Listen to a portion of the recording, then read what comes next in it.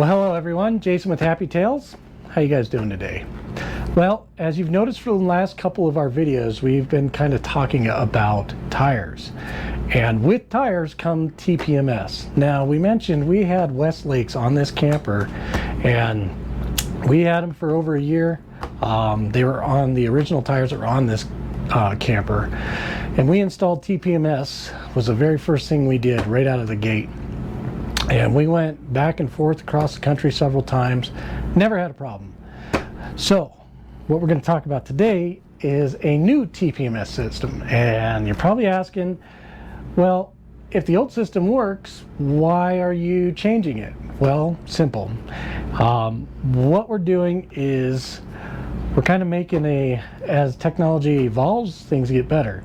And this new system that we have is pretty cool. So let's just dive right into it. So this is our new system. This is by TST. They have, just like the other ones, they have several different 4 transponders, 6, 8, 10, 12. And you can put on there as many as you want. But before we go into this guy too much, I do want to talk about our old it's going to make some noise here. It was somewhat colored, and it's having an issue right now because it's getting no signal, which is what it should be. So these are the old monitors. They mount on top of your valve stem, and then you have a little lock. Nothing really wrong with that, but we did notice that a couple times we weren't getting accurate readings from this. And I don't know if it was a battery thing, but it happened twice, and it kind of raised a little bit of a red flag. We still monitored our temperatures, but our pressures were kind of weird. So we started doing some research, and that's why I went with this other company. So let's go ahead and, well, let me go back. I don't want to badmouth these guys because the company themselves has been fantastic. We actually had a broken screen on this monitor, and they sent us a brand new one out. They didn't have to do that, so I don't want to really knock them, but again, technology is evolving every day, and probably next year we'll have another video saying, hey, how great this was, but look at this. But for today, what we're going to do is we'll just do an unboxing here. So we'll open this guy up, and we've got some manuals in here, some how-tos, and that's the last of the box. The really cool thing, and the thing that drew me to these guys, even beyond the reviews, are these sensors.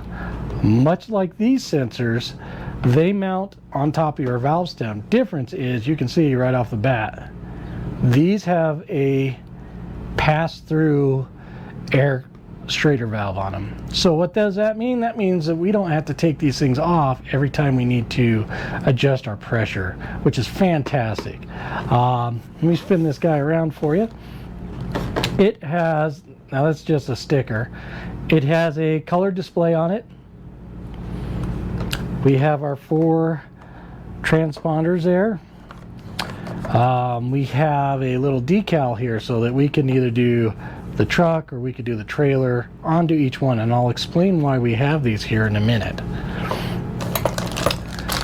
We have here is this is going to be our repeater, just like the last one, the tireminder. There is a repeater.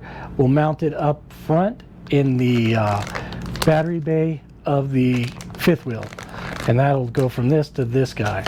Another nice thing is we have the option of a suction cup, or, which will come in handy for our Ford. It has a rubber mat, and that's probably what we'll use. We'll just set it right in the center console, and it'll be plain as day to see. We have our power cables. These also have the tight nuts on there, and it comes with extra grommets for the battery compartment of our transponders here. And last but not least, these cool little things, these are your tools. These are your tools for your, where'd they go? Yeah, I lost them. Oh, for your jam nuts. So basically, we'll put one on one side, one on the other. We'll jam nut those. So that's all these guys are. So Going back to this guy here, the cool thing about this one, and I suppose you could probably do it with this, you would just get no readings, is you can program the location of your TPMS unit, your sensor right here. So let's say I want to do this for curbside rear axle.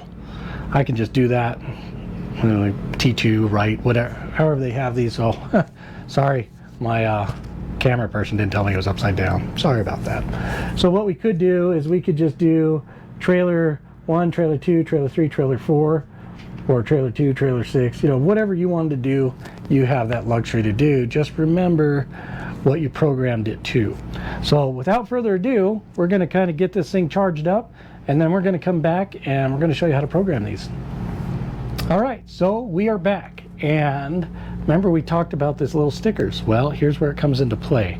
I took and we put little stickers on the side of all of these, all the way to 4, as you can see. I did program number 1 already. I kind of cheated. I wanted to see how easy this went. It's super easy. So the other thing I did is I took a little piece of paper and I wrote down my location corresponding to the number. That way when I go to program, I'm going to know where they're at already. So here is our handy dandy little sensor box here, our monitor. You'll see on the side, that's where we charge it, and our power button. Now you'll see as it plugs on that we have a little blinky light down here. We're not going to worry about that right now. That is saying that we don't have pressure to that sensor, which, great. Now on the left side, you'll see that we have go, we have set, and I think this one is back. What we're going to do is we're going to hold this guy down. Okay. Now, in the lower corner, it should say something like high pressure. What we're going to do is we're going to hit the plus sign. We're going to hit that plus sign 5 times. Now, it should say learn down here, correct? All right, so now we're going to hit the button again. You can see all of these guys light up, right? Now what we're going to do is we're going to push this plus button. You're going to see those tires are moving around, right? So I'm going to kind of spin through it real quick.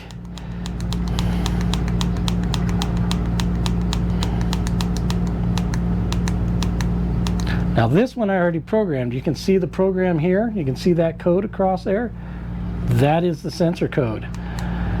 And I want to go to this next one. And we're going to go back to my little book, and that is going to be number 2. So I am going to find number 2. And we are going to put that guy right here in the lower left corner, and we're going to hit go. Oops. You hit set first. I hit set. Well, it moved.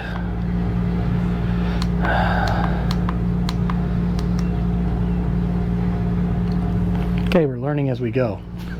So we're going to take our transponder here, number 2. We're going to set it down here, and we're going to hit our set button And go. and now we're going to hit go because we're locking it in place. Bam, there we go. We now have our other sensor in here, and then we're going to go back.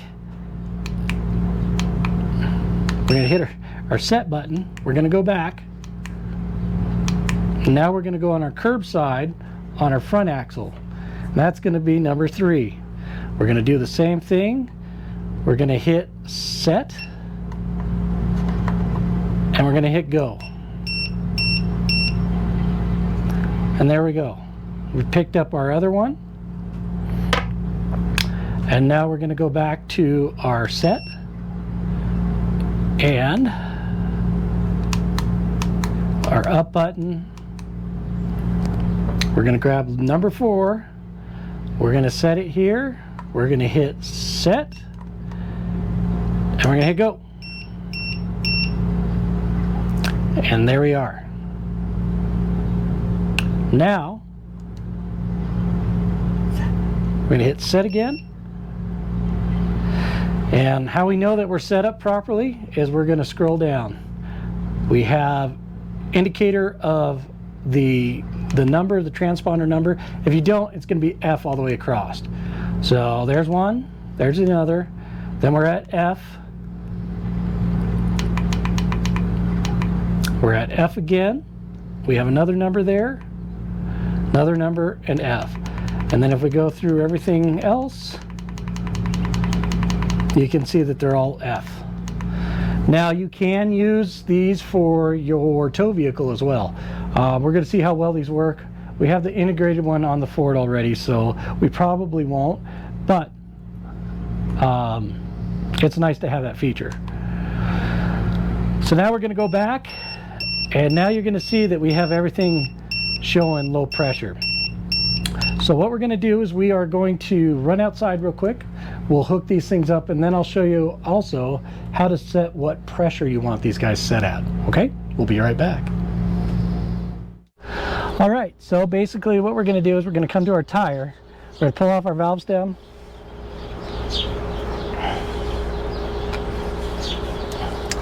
And we're going to put on, this is just a locking nut. Basically, excuse us, we still have a ton of mosquitoes here. That's going to be like a jam nut to keep these things from vibrating off. Again, we're going to look for 1 and 2. I remember in my book that 1 is the front axle, 2 is the rear. And we are just going to blow these mosquitoes out of our face.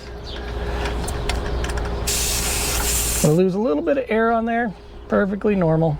Make sure it's tight. We're going to bring that jam nut back up. We're going to use our little handle here, and we're just going to tighten it on there. We're going to come back to the back axle. We're going to do exactly the same thing. I already have that nut on there. And we'll twist this guy on, like so. Bring that nut back. And that's all you need to do. So now we'll do the other side, and then we'll go inside, and we'll show you how to do the pressure on these guys. All right, so we've got those all put on. Now what we're going to do is we're going to turn this guy on, and we are going to set our pressures. All right, so I'm going to kind of watch this as we go along here. We're going to hold down our, you can see we have a fault here, which is perfectly fine. We're going to hold down our set button, it's a little gear icon again, and then we're going to push it the plus. I almost messed up. So we get to our low pressure. Then we're going to hit our gear again. All right, so we are set at 100 psi. So we are going to hit the go button and see how we changed our axles.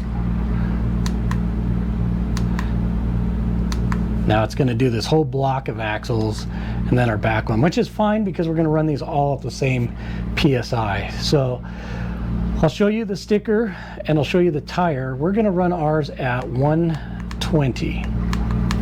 They recommend that you put it at 10% below your TP or your tire pressure. So 120 would be our normal one. We'll knock off 10%. That's going to put us at 108. Then we're going to hit our go, and we are set, or I should say hit our set. So now our low pressure is set, and we'll just kind of go, we'll hit go again, we'll go through here, and now the next one, 108. Plain and simple, pretty easy. Now, see we're flashing down here at low pressure set. You can set your high temp, which we're going to do. We're going to hit set, and 158. I'm okay with that, to be honest. I think we're going to leave it there as I bumped it. Same thing. You can go through and we're going to go to our settings. Okay, do we want PSI or do we want bar? So we're going to hit our go button.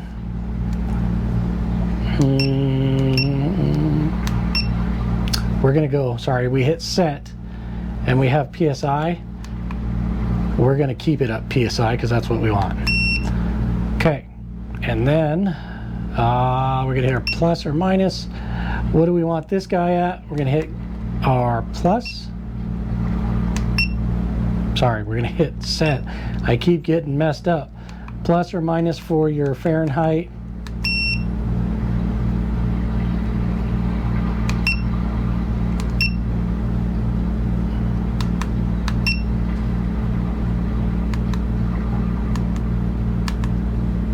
There we go. Fahrenheit, set.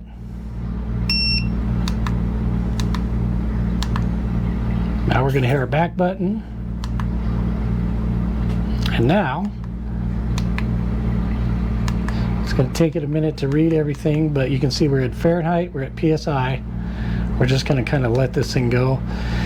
When you have a fault down here, just like so, okay? So 84 PSI. That one's at 80. That one's at, well, we're going to wait for it to read across here in just a minute. So we talked a little bit earlier about what PSI to run and how to find out what you're supposed to run. So right here on the side of your camper, right above your VIN placard, you should have a tired and load information. This is a 215/75 or 17.5, excuse me. And it recommends at 123 PSI. Now that's what those rims are rated at, and that's what the old Westlake tires are rated at. I'll show you what the Coopers are rated at. They're rated at a 125. I wish I had some chalk so I could show it to you a little better, but we'll do the best we can to kind of show you. It's really fine print, but we'll do our due diligence.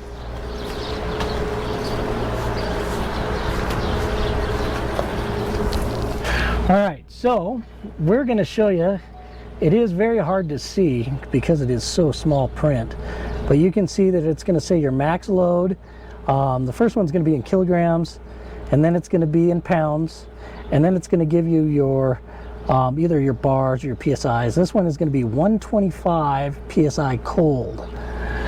So that way you know what your tire's rated at, what your rim's rated at, and what you should run your pressure at. Like I said, we run our pressure about 120.